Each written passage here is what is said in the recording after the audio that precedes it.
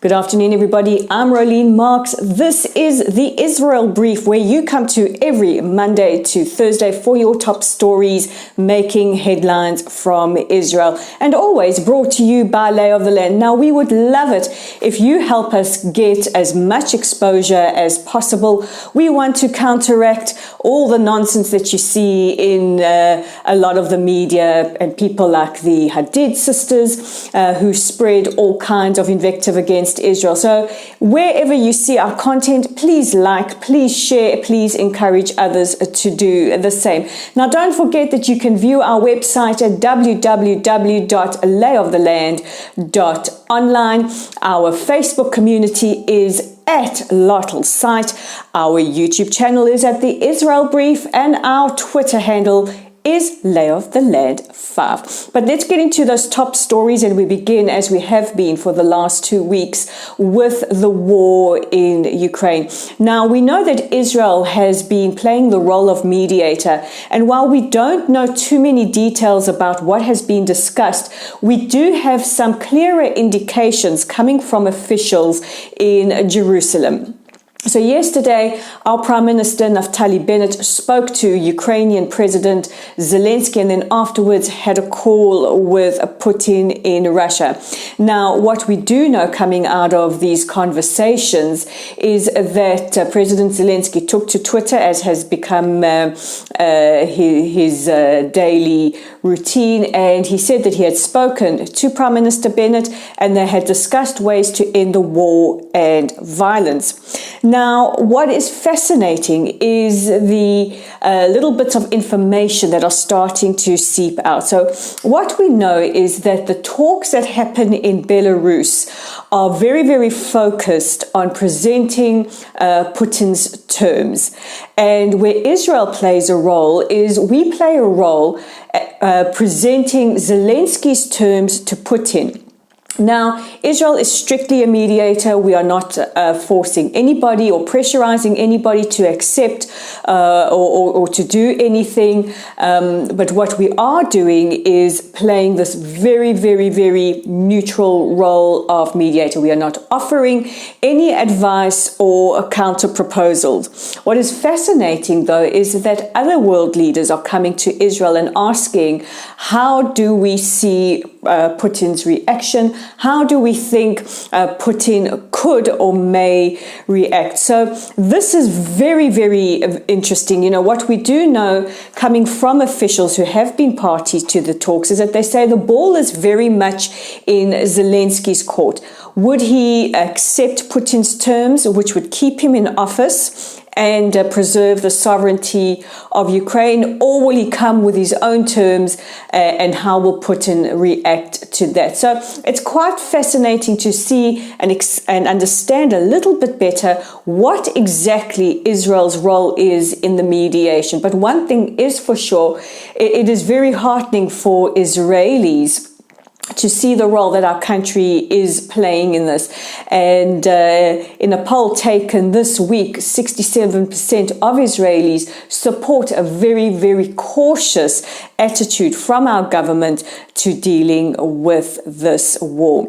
But while we're also on the subject of the war, our Interior Minister Ayelet Shaked announced earlier today that Israel will accept 25,000 Ukrainians, at least until things are calm and they are able to return to Ukraine, and we will not repatriate the 20,000 Ukrainians that are here who do not fall in with Israel's residency and law of return. So Israel, in addition to the humanitarian aid that we've sent, is ramping up our support for refugees.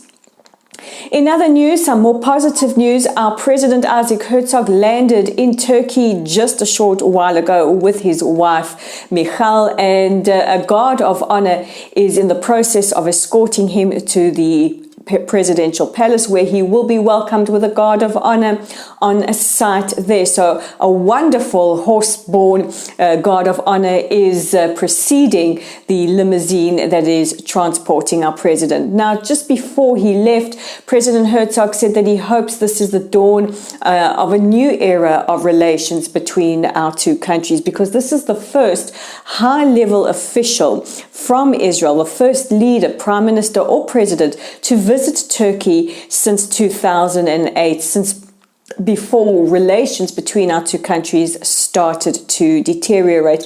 However, in the last probably 8 months or so, we have seen an improvement and a warming of ties between our two countries, which is absolutely crucial because of the role we play, not just in our region, but beyond as well. In fact, President Erdogan of Turkey is also a possible mediator between Russia and Ukraine. The president and his wife will be hosted by President Erdogan with a state dinner tonight, and the two leaders will sit down for a series of meetings. And while we're talking good relations, our relations with the United Arab Emirates are certainly going from strength to strength. And Emirati ambassador to Israel, Mohammed Al-Khadja, tweeted out today that following great agreements with India and Indonesia, the UAE will be signing a massive CERP agreement with the State of Israel, which he says will just expand economic ties. So the Comprehensive Economic Partnership Agreement will see an increase in trade and investment between the two countries. And I don't know about you, but I love it when the seeds of peace bear very, very real fruit. And now going to the almost southern tip of Africa, to the country of Mozambique, which is facing a massive problem as far as the Islamic State is concerned. They have encroached on Mozambican territory. Well, it has been announced that the Mozambican army is using Israeli-made anti-drone systems to shoot down ISIS drones that are coming into the country to try and gather intelligence. This is quite incredible because this is the first time a military outside of Israel is using this transformative Israeli technology. And as always, it is an absolute pleasure for Israel to help other parts of the world, especially the African continent, which we feel such a connection to. So those are top stories making headlines today. I'm Roline Marks. This is the Israel Brief. Thank you for watching, and don't forget to check in with us tomorrow to get your top stories from Israel. Take care. See you tomorrow.